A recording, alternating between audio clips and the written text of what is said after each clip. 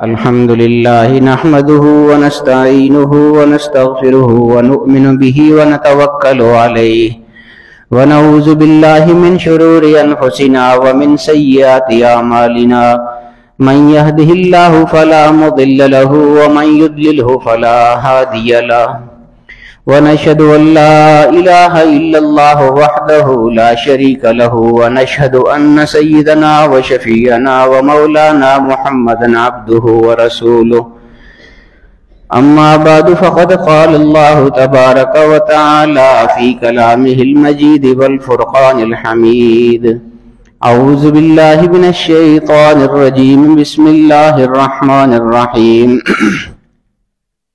ولا تحسبن الذين قتلوا في سبيل الله أمواتا بل أحياء عند ربهم يرزقون وقال تعالى في شان حبيبه مخبرا وآمرا إن الله وملائكته يصلون على النبي يا أيها الذين آمنوا صلوا عليه وسلموا تسليما اللهم صل على سيدنا ومولانا محمد وعلى آل سيدنا ومولانا محمد وبارك وسلم الصلاة والسلام عليك يا رسول الله وعلى آلك وأصحابك يا حبيب الله الصلاة والسلام عليك يا شفيع المذنبين وعلى آلك وأصحابك يا رحمة للعالمين.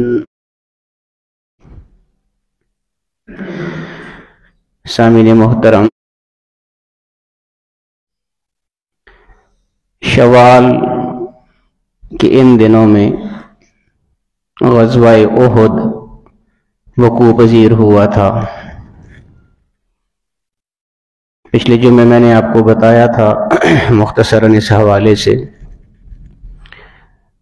بہت سارے غزوات بھی ہوئے ہیں، بہت سارے سرایا بھی ہوئے ہیں. سرایا جمع سریہ کی، یہ بھی غزوہ کی ہی قسم ہوتی ہے.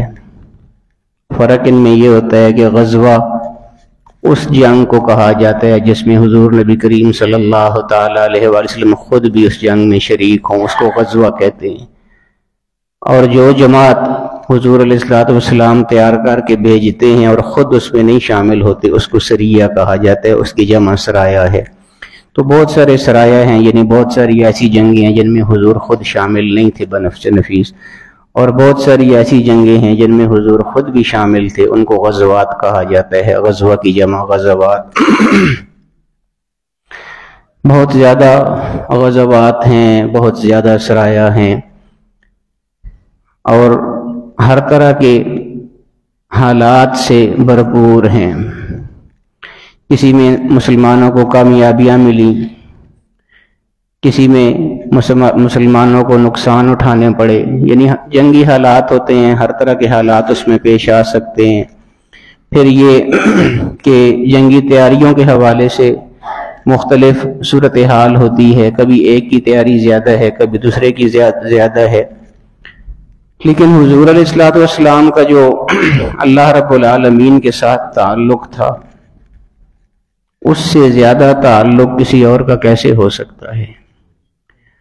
اس لیے حضور نبی کریم صلی اللہ تعالیٰ علیہ وسلم کے اکثر جو غزوات ہیں ان میں اللہ پاک نے مسلمانوں کو فتح عطا فرمائی. حضور علیہ السلام کا شامل ہونا یہ خود ایک بہت بڑی بات ہے. میں اکثر نسبت کی بات کہا کرتا ہوں یا کیا کرتا ہوں. تو حضور علیہ السلام جس غزوے میں شریک ہوں تو حضور کی اتنی برکت ہوتی ہے. برکت کیسے نہ ہو کہ جب غزوے میں حضور شریک ہوتے ہیں، تو جب حضور شریک ہوتے ہیں تو حضور تو جس شہر میں ہوتے ہیں اس شہر کی اللہ پاک قسمیں اٹھا لیتا ہے. لا اقسم بہذا البلد وانت حل بہذا البلد. یعنی دیکھیں نا، اللہ رب العالمین کے کتنے شاعر ہیں وہاں پر مکہ مکرمہ میں، تو کتنی بڑی بڑی جگہیں ہیں، کتنی بڑی بڑی نسبتیں ہیں. حضرت ابراہیم علیہ السلام کا مقام ابراہیم وہاں پر موجود ہے. کتنی بڑی جگہ ہے، اتنی بڑی جگہ ہے کہ اس کے سامنے 2 رکعت نماز ادا کرنی ہوتی ہے انسان کو. اللہ کا گھر اس سے بڑی چیز کون سی ہے؟ طواف والی جگہ کو آپ دیکھ لیں، سعی والی جگہ جو ہے اس کو آپ دیکھ لیں، ہر چیز ہی وہاں کی ایک مثالی اور بے نظیر اور بے مثال ہے، لیکن اللہ پاک نے ان سب چیزوں میں سے کسی کی قسم بھی نہیں اٹھائی۔ قرآن میں قسم اٹھائی تو ساتھ فرمایا کہ لا اقسم بہذا البلد، اس شہر کی قسم اس لیے نہیں اٹھاتا ہوں کہ یہاں پر میرا گھر ہے، اس شہر کی قسم اس لیے بھی نہیں اٹھا رہا ہوں کہ یہاں صفا مروہ یا سعی والی جگہ ہے، اس لیے بھی نہیں اٹھا رہا ہوں کہ مقام ابراہیم جیسی جگہ یہاں پر موجود ہے، اس لیے بھی نہیں اٹھا رہا کہ جنت کا پتھر حجر اسود موجود ہے، قسم اٹھا رہا ہوں تو اس لیے اٹھا رہا ہوں وَأَنْتَ خِلٌّ بِهَذَا الْبَلَدِ، اے محبوب تو جو اس گھر میں رہتا ہے، اس شہر میں رہتا ہے، اس لیے اس شہر کی قسم اٹھا رہا ہوں۔ نعرہ تکبیر، نعرہ رسالت، یا رسول اللہ۔ تو میں عرض یہ کر رہا تھا کہ حضور جن غزوات میں شریک ہوتے ہیں وہاں تو برکتیں ہوتی ہی ہوتی ہیں، البتہ بعض جگہ پہ مسلمانوں کو نقصان بھی اٹھانے پڑے بعض غزوات میں۔ یہی غزوہ احد ہی آپ دیکھ لیں جس کی بات ہم کر رہے ہیں، وہ حضور علیہ السلام کی برکت اس میں بھی شامل تھی، اسی لیے مسلمانوں کو پہلے فتح حاصل ہوئی تھی، لیکن بعد میں مسلمانوں کو نقصان اٹھانا پڑا۔ تو وہ نقصان بھی کیوں اٹھانا پڑا کہ حضور علیہ السلام کی ایک حکم کی نافرمانی کر دی گئی تھی، اس لیے نقصان اٹھانا پڑا۔ حالانکہ حضور تو خود شریک تھے اس غزوے میں بھی، لیکن حضور کے حکم کی نافرمانی ہو گئی تھی، اس لیے وہ جیتی ہوئی جنگ مسلمان ہار گئے تھے، محض اس وجہ سے کہ حضور علیہ السلام کے حکم کی نافرمانی ہو گئی تھی۔ تو حضور کا بہت بڑا مقام اور مرتبہ ہے۔ میں اکثر کہا کرتا ہوں کہ حضور کا مقام اور مرتبہ ایسا ہے کہ اگر آپ گہرائی سے دیکھیں تو ہر جگہ حضور کا مقام آپ کو نظر آتا ہے، حضور کی شان نظر آتی ہے، حضور کی عظمت نظر آتی ہے۔ غزوہ احد کے حالات واقعات آپ بارہا سن چکے ہیں، میں بھی کئی دفعہ بیان کر چکا ہوں تقریر میں۔ میرا دل کر رہا تھا کہ سید الورا میں جو حضرت صاحب نے غزوہ احد کے حالات لکھے ہیں وہ میں آپ کو تھوڑا سنانا چاہتا ہوں۔ اس کی وجہ یہ ہے کہ یہ وہ کتاب ہے، یہ اس لیے میں نہیں تعریف کرتا کہ میرے والد صاحب کی ہے، مجھے والد صاحب نے شروع سے یہ سکھایا ہے کہ جو چیز تعریف کے قابل ہو اس کی تعریف کرنی ہے، جو تعریف کے قابل نہیں ہے اس کی نہیں کرنی۔ تو یہ واقعتاً تعریف کے قابل ہے کتاب، اور الحمدللہ میرے والد گرامی بھی واقعی تعریف کے قابل ہیں، اس لیے میں ان کی تعریف کرتا ہوں۔ انہوں نے جس طرح یہ کتاب لکھی ہے، اس کتاب کی مقبولیت آپ سب کو پتہ ہے، میں اس کی طرف نہیں جاتا ہوں، وہ پورا ایک طویل مضمون ہے، پورا جمعہ اسی میں لگ جائے گا۔ لیکن یہ کیوں نہ ہو، یہ تاثیر اس کتاب میں کیوں نہ ہو کہ حضرت صاحب فرمایا کرتے تھے کہ جب میں یہ کتاب یا اس کی قسط لکھنے کے لیے بیٹھا کرتا تھا تو حالانکہ حضرت صاحب وہ شخصیت ہیں کہ جو ہر وقت وضو میں رہتے ہیں، کبھی بھی بے وضو نہیں رہتے، وہ ہر وقت وضو میں رہتے ہیں، یہ ان کی عادت ہے، طبیعت، ہمیں پتہ ہے چونکہ ہم گھر میں رہتے ہیں۔ اس کے باوجود وہ فرماتے ہیں کہ میرا وضو ہوتا تھا، اس کے باوجود میں یہ لکھنے کے لیے بیٹھتا تھا تو پھر وضو کرتا تھا تاکہ وضو اس کے لیے شامل ہو جائے کہ وضو کر کے یہ بیٹھا ہے کتاب لکھنے کے لیے۔ تو تاثیر کیسے نہ ہو پھر اس کتاب میں۔ وہ آدمی پڑھتا ہے، آدمی تو حیران ہوتا ہے۔ مجھے کچھ دوستوں نے کہا تھا کہ سید الورا سے آپ یہ تھوڑا کریں، میں نے کبھی کتاب کے انداز میں کیا نہیں ہے، لیکن تھوڑا سا میں کر دیتا ہوں، دیکھ لیتے ہیں تجربہ کیسا رہتا ہے۔ لیکن وہ ہر چیز کے دو پہلو ہوتے ہیں نا، تقریر اور چیز ہوتی ہے نا، تقریر میں تو پھر آنکھوں میں آنکھیں ڈال کے بات ہوتی ہے تو وہ انداز ہی اور ہوتا ہے، لیکن کتاب یا درس کا ایک انداز جو ہے وہ اور ہوتا ہے۔ تو بہرحال مقصد یہ ہے، اصل میں جو میں آپ کو بتانا چاہتا تھا کہ واقعات تو آپ سنتے رہتے ہیں، حضور علیہ السلام کے جو دیوانے ہیں انہوں نے جس طرح اپنی جانیں لٹائی تھیں، خاص طور پہ اس غزوہ میں جب مشکل حالات درپیش ہو گئے تھے، جب وہ کفار پلٹ کے واپس آ گئے تھے، اس وقت ابھی راجہ صاحب بھی آپ کو بتا رہے تھے، وہ بہت مشکل وقت بن چکا تھا اس وقت۔ تو اس وقت جس طرح صحابہ کرام نے اپنی جانیں لٹائی تھیں اور حضور علیہ السلام کی حفاظت کا حق ادا کیا تھا، وہ تو اپنی مثال آپ ہے، اس کی تو نظیر ہی کوئی نہیں ملتی ہے۔ لیکن جو حالات درپیش ہوئے تھے ان سے بھی آدمی صرف نظر تو نہیں کر سکتا نا، حقیقت تو حقیقت ہوتی ہے، اس لیے ہر چیز کے دونوں پہلو آدمی کو پتہ ہونے چاہیے کہ کیا کیا وہاں پر ہوا تھا۔ تو حضرت صاحب دیکھیں نا، اب یعنی ان واقعات کو بیان کرنا اور صحابہ کرام کے حالات جو جنہوں نے جانیں لٹائی تھیں، جس طرح حضور کا دفاع کیا تھا، حفاظت کی تھی، وہ تو اپنی جگہ بہت کمال کی چیزیں ہیں، لیکن جو اس کے دردناک پہلو ہیں ان کو بھی حضرت صاحب نے کس طرح اجاگر کیا ہے۔ حضرت صاحب اس طرح اس کو شروع کرتے ہیں کہ اس خوفناک غزوے کے حالات لکھتے ہوئے دل کانپتا ہے۔ یہ دیکھیے نا آپ، یعنی اب یہ دوسرا اس کا رخ شروع ہو گیا ہے نا، وہ واقعات اپنی جگہ، وہ فضائل اپنی جگہ، لیکن جو تلخ صورتحال وہاں پر درپیش تھی اس کی طرف دیکھیے اب حضرت صاحب کس طرح اشارہ کرتے ہیں۔ اس خوفناک غزوے کے حالات لکھتے ہوئے دل کانپتا ہے اور قلم تھر تھراتا ہے۔ اسی غزوہ میں جان دو عالم صلی اللہ تعالی علیہ وآلہ وسلم کے پیارے چچا کو انتہائی ظالمانہ طریقے سے شہید کیا گیا۔ آپ کا اپنا روح تاباں زخمی ہوا، چہرہ مبارک زخمی ہوا، ایک دانت مبارک شکستہ ہوا، اور 20 جانثار ساتھی آپ پر پروانہ وار فدا ہو گئے۔ یہ غزوہ شوال 3 ہجری میں پیش آیا۔ شوال میں یہ پیش آیا تھا جس طرح میں آپ کو بتا چکا ہوں، اور ابتدائی دنوں میں پیش آیا تھا، اور اس کا محرک مشرکین کا جذبہ انتقام تھا، کیونکہ بدر میں ان کے بڑے بڑے سردار مارے گئے تھے۔ اس سے پہلے بدر کا واقعہ ہو چکا تھا، غزوہ بدر ہو چکا تھا، اور اس میں کفار کو بہت بڑی شکست ہوئی تھی، بہت بڑے بڑے سردار ان کے مارے گئے تھے۔ تو یہ فرماتے ہیں کہ اس کا محرک وہ غزوہ بدر تھا، کیونکہ اس میں بڑے بڑے سردار مارے گئے تھے۔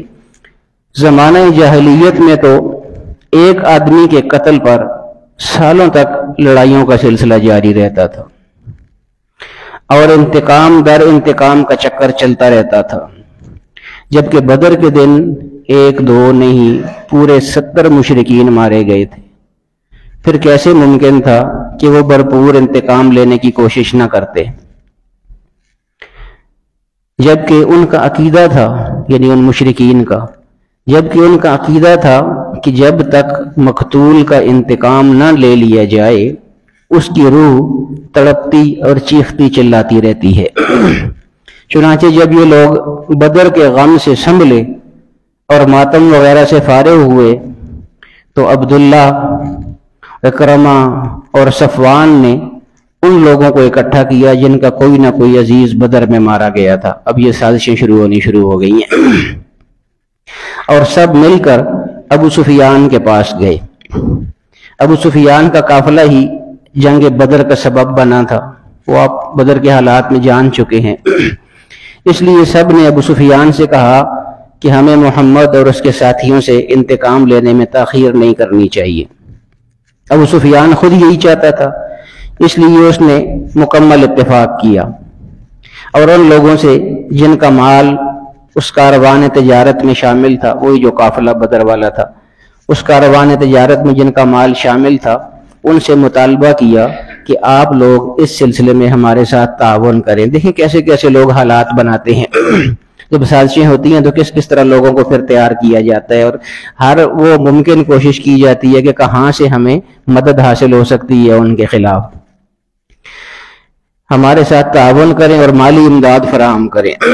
سب نے وعدہ کیا کہ ہم ہر قسم کی مدد کریں گے، کیونکہ ان کے بہت سارے نقصان ہوئے تھے اس قافلے میں، اور بھرپور ساتھ دیں گے۔ چنانچہ زور شور سے تیاریاں شروع ہو گئیں۔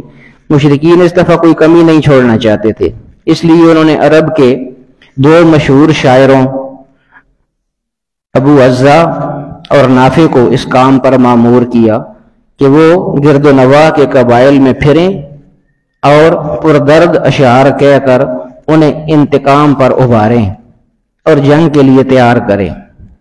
ابو عزا اور نافع دونوں آتش بیان تھے، یعنی بہت خوفناک شاعر تھے، ایسی شاعری کرتے تھے کہ آگ لگا دیتے تھے۔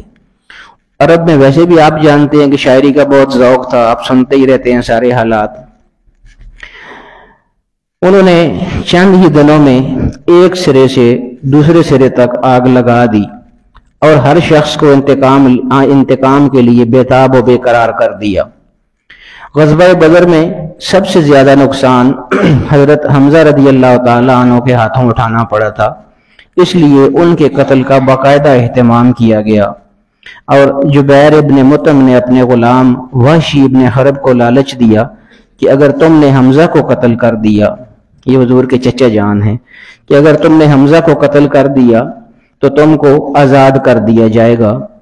وحشی کے انتخاب کی وجہ یہ تھی کہ مشرکین جانتے تھے کہ حمزہ کے ساتھ روبرو مقابلہ کرنا ممکن نہیں ہے۔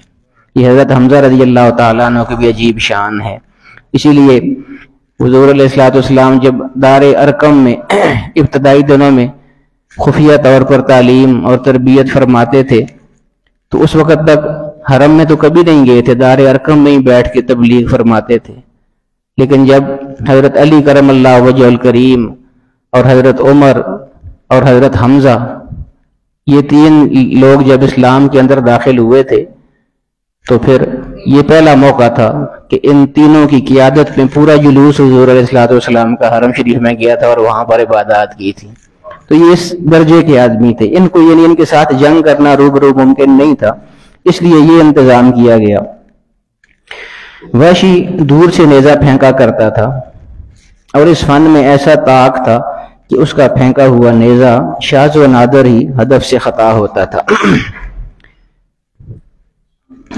نعرہ تکبیر، نعرہ رسالت، قبلہ حضرت صاحب۔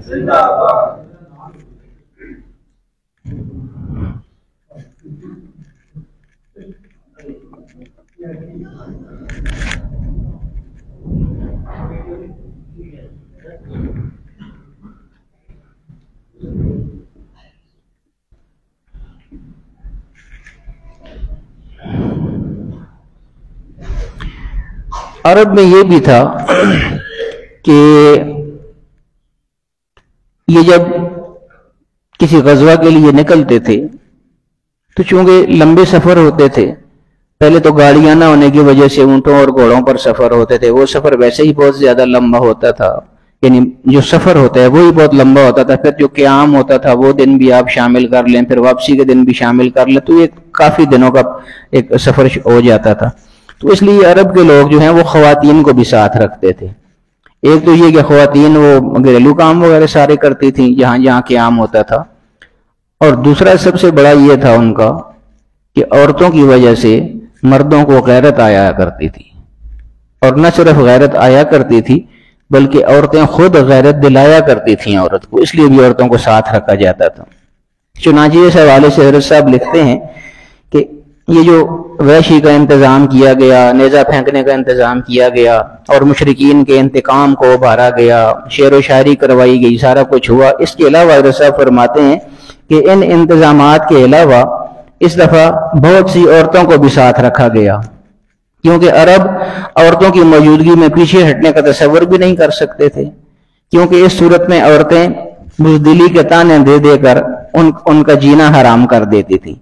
نیز عورتیں ساتھ ہونے کی صورت میں یہ خطرہ بھی ہوتا تھا کہ اگر دشمن غالب آ گیا تو عورتوں کی بے حرمتی کرے گا اور انہیں کنیزیں بنا لے گا، اس لیے خواتین کی حرمت اور عصمت کے تحفظ کے لیے مرد جانیں لڑا دیا کرتے تھے۔ عرب عورتیں بھی ہماری خواتین کی طرح چھوئی موئی نہیں ہوتی تھیں، بلکہ جنگوں میں باقاعدہ حصہ لیتی تھیں اور رجزیہ اشعار پڑھ کر مردوں کے دل گرماتی تھیں اور ان کو انتقام پر ابھارتی تھیں۔ معزز خواتین کے علاوہ دل بہلانے کے لیے کنیزوں، طوائفوں اور ناچنے گانے والیوں کا بھی انتظام کیا گیا، یعنی ان مشرکین کی طرف سے ڈھول ڈمکے اور شراب کے کنستر بھی مہیا کیے گئے، اور پورے دھوم دھڑکے سے 3000 جنگ آزماؤں پر مشتمل یہ لشکر مکے سے روانہ ہوا۔ 3000 یہ کفار تھے۔ جانب عالم صلی اللہ تعالی علیہ وآلہ وسلم کو اطلاع، یعنی حضور کو پتہ چلا اس بارے میں۔ حضرت عباس رضی اللہ تعالی عنہ نے یہ ساری صورتحال ایک خط میں لکھی، یعنی مشرکین کی تیاریوں کی۔ حضرت عباس نے یہ ساری صورتحال ایک خط میں لکھی اور اسے سر بمہر کر کے ایک اعتباری قاصد کے حوالے کیا اور کہا 3 دن کے اندر اندر یہ خط رسول اللہ صلی اللہ علیہ وسلم تک پہنچ جانا چاہیے۔ اس وقت میں نے کہا گاڑیاں تو تھی نہیں، کس طرح سفر ہوتے تھے؟ فرمایا کہ 3 دن کے اندر اندر یہ خط رسول اللہ صلی اللہ علیہ وسلم تک پہنچانا ہے۔ قاصد نے انتہائی تیز رفتاری سے سفر کیا اور حضرت عباس کا مکتوب خط جان دو عالم صلی اللہ تعالی علیہ وآلہ وسلم کو پہنچایا۔ جان دو عالم صلی اللہ تعالی علیہ وآلہ وسلم نے مہر توڑ کر خط نکالا اور حضرت ابی کو پڑھنے کے لیے دیا۔ تفصیلات معلوم ہونے کے بعد آپ نے حضرت ابی رضی اللہ تعالیٰ عنہ کو ہدایت کی کہ یہ راز افشا نہ ہونے پائے۔ پھر آپ حضرت سعد رضی اللہ تعالیٰ عنہ کے پاس تشریف لے گئے، انہیں صورتحال سے آگاہ کیا اور ان کو بھی رازداری کی تلقین کرتے ہوئے ان کے گھر سے باہر نکل آئے۔ آپ کے باہر نکلتے ہی حضرت سعد رضی اللہ تعالیٰ عنہ کی اہلیہ نے خاوند سے پوچھا، یہ رسول اللہ آپ کے ساتھ کیا باتیں کر رہے تھے؟ چونکہ جان دو عالم صلی اللہ تعالیٰ علیہ وسلم نے رازداری کا حکم دیا تھا، اس لیے حضرت سعد رضی اللہ تعالیٰ عنہ نے انتہائی درستی سے جواب دیا، تیری ماں مر جائے تو یہ ہماری باتوں سے کیا غرض، تو اپنا کام کر۔ آپ بے شک نہ بتائیں مگر میں نے چھپ کر آپ کی باتیں سن لی ہیں۔ بیوی نے کہا، کون سی باتیں سن لی ہیں؟ حضرت سعد نے حیرت سے پوچھا۔ چنانچہ بیوی نے وہ سب کچھ بتا دیا جو سنا تھا۔ اب دیکھیں نا، میاں بیوی کا تو بہت گہرا تعلق ہوتا ہے نا، گھر میں کتنا مضبوط رشتہ ہوتا ہے، لیکن اب یہ دیکھیے نا، حضور علیہ الصلوۃ والسلام کے جانثار جو تھے، ان کے سامنے کون سی چیز اہمیت رکھتی تھی۔ جب بیوی نے کہا کہ میں نے وہ باتیں ساری سن لی ہیں، پھر انہوں نے پوچھا کون سی، تصدیق جب کر لی کہ کون سی باتیں سن لی ہیں، اس نے وہی باتیں ساری بتا دی، تو پھر حضور کے جانثار نے کیا کیا؟ چنانچہ بیوی نے وہ سب کچھ بتا دیا جو سنا تھا۔ حضرت سعد نے بیوی کی کلائی پکڑی اور اسے لے کر اسی وقت جان دو عالم صلی اللہ تعالی عنہ کی خدمت میں حاضر ہوئے اور عرض کی، یا رسول اللہ، اس نے ہماری باتیں سن لی ہیں، اگرچہ یہ رازداری کا وعدہ کر رہی ہے، مگر میں اسے اس لیے لے آیا ہوں کہ اگر خدا نخواستہ یہ خبر باہر نکل گئی تو اس میں میرا کوئی قصور نہیں ہوگا۔ جان دو عالم صلی اللہ علیہ وسلم نے ان کے اس انداز سے محظوظ ہوئے، مسرور ہوئے، خوش ہوئے اور فرمایا، اب چھوڑ بھی دو، اسے کوئی بات نہیں ہے، کسی کو نہیں بتائے گی۔ مشرکین کی آمد۔ مشرکین منزلوں پر منزلیں مارتے جلد ہی مدینہ کے قریب پہنچ آئے۔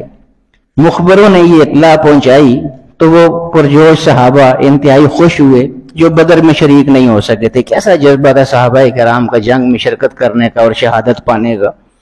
جب یہ خبر پہنچی تو پرجوش صحابہ انتہائی خوش ہوئے جو بدر میں شریک نہیں ہو سکے تھے اور کہنے لگے، اب ہم بھی دشمن سے 2 ہاتھ کریں گے اور جہاد و شہادت کے مزے لوٹیں گے۔ جان دو عالم صلی اللہ علیہ وسلم کو ایک خواب آیا حضور علیہ الصلوۃ والسلام کو انہی دنوں۔ جمعہ کی رات کو جان دو عالم صلی اللہ تعالی علیہ وسلم نے ایک خواب دیکھا اور صبح صحابہ کرام کو بتایا کہ میں نے نیند اور بیداری کی درمیانی حالت میں دیکھا کہ ایک گائے ذبح کی گئی ہے، اور میں نے اپنی تلوار ذوالفقار کو دیکھا کہ اس کی دھار ٹوٹی ہوئی ہے اور اس میں دندانے پڑے ہیں، اور میں نے دیکھا کہ میں نے ایک مضبوط اور محفوظ زرہ پہن رکھی ہے، اور میں نے دیکھا کہ میں ایک ڈمبے کا تعاقب کر رہا ہوں۔ 4 باتیں حضور علیہ الصلوۃ والسلام نے فرمائی۔ صحابہ کرام نے عرض کی، یا رسول اللہ، اس کی تعبیر کیا ہے؟ 4 باتیں ہیں۔ فرمایا، ذبح شدہ گائے کی تعبیر یہ ہے کہ میرے کچھ ساتھی شہادت پائیں گے۔ تلوار کی دھار ٹوٹنے سے مراد یہ ہے کہ میرے گھرانے کا کوئی بڑا شخص شہید ہوگا۔ وہی حضرت حمزہ رضی اللہ تعالیٰ عنہ اسی میں شہید ہوئے تھے نا، کہ میرے گھرانے کا کوئی بڑا شخص شہید ہوگا۔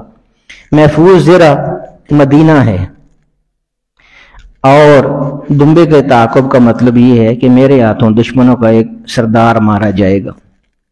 چونکہ اس خواب میں مدینہ طیبہ محفوظ زرہ کی صورت میں دکھایا گیا تھا، اس لیے آپ نے مشورہ دیا کہ ہمیں مدینے میں بیٹھ کر دشمن کا انتظار کرنا چاہیے۔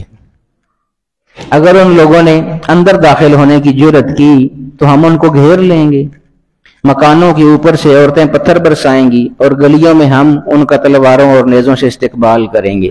اس طرح مدینے کے تنگ کوچے ان کا مقتل بن جائیں گے اور انہیں بھاگنے کا کوئی راستہ نہ ملے گا۔ یہ حضور علیہ السلام کی خواہش تھی۔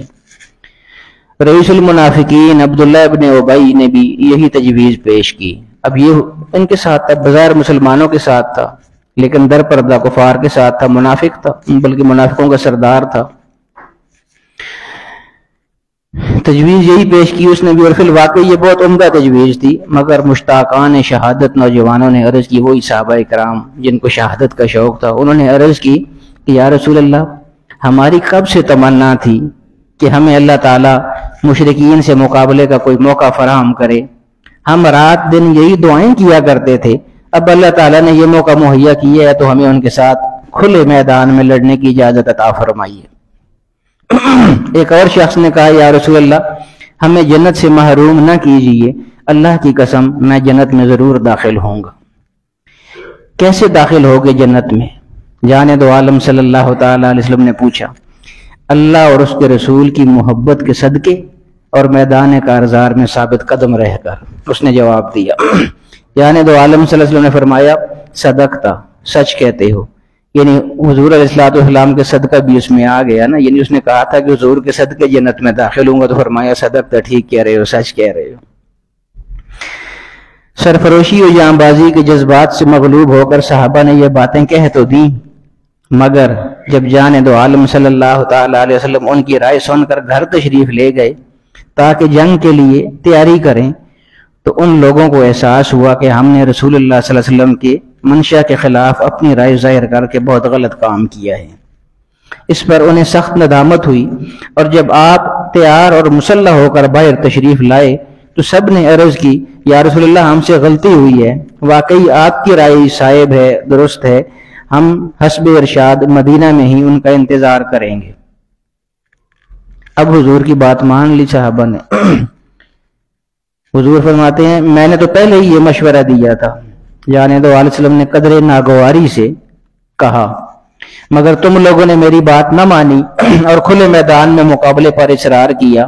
اب کچھ نہیں ہو سکتا، کیونکہ نبی جب ایک دفعہ اسلحہ سے لیس ہو جائے تو پھر اس کے لیے زیبا نہیں ہے کہ لڑے بغیر اپنے ہتھیار اتار دے۔ نعرہ تکبیر، نعرہ رسالت۔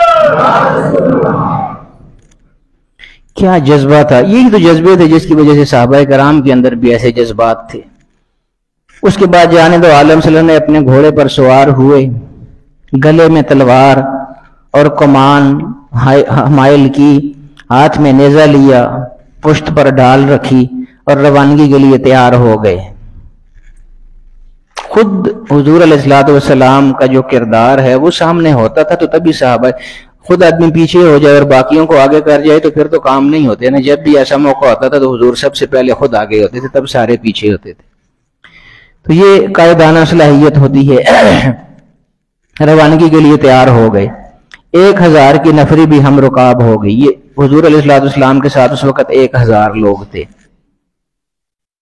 مدینہ کے قریب ایک پہاڑی کے دامن میں آپ نے لشکر کا معائنہ کیا اور جو کم عمر تھے انہیں واپس کر دیا۔ البتہ ایک نوعمر لڑکے حضرت رافع کو اس لیے شمولیت کی اجازت مل گئی کہ وہ بہت عمدہ تیر انداز تھے۔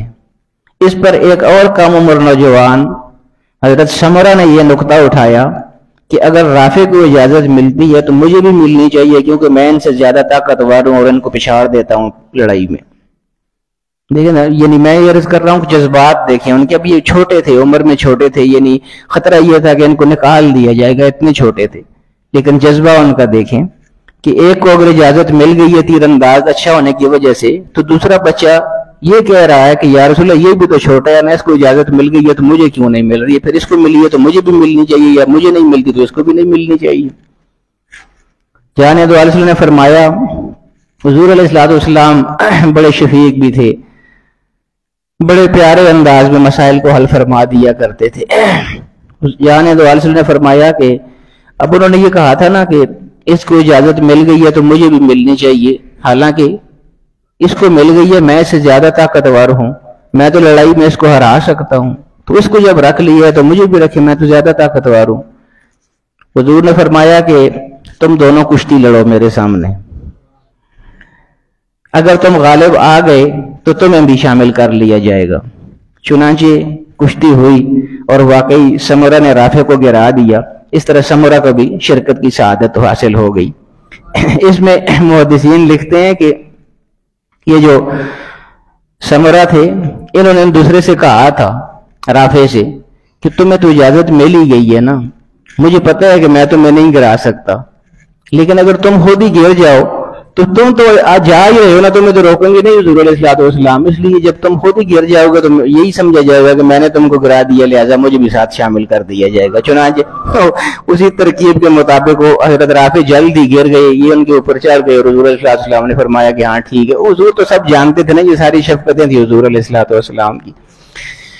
تو یہ غزوہ احد کے حالات ہیں۔